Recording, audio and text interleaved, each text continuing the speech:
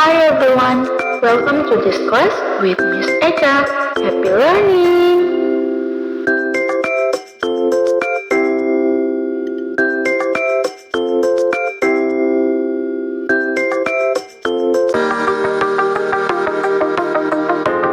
Today, we will learn about hobbies.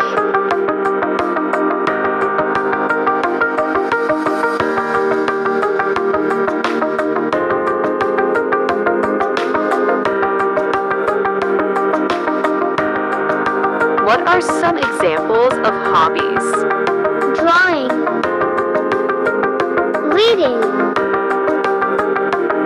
singing, fishing. Let's mention any hobbies you know.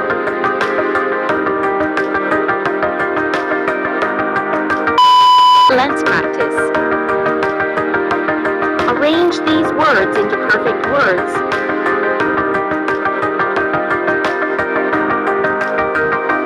So let's try the practice and comment under this video.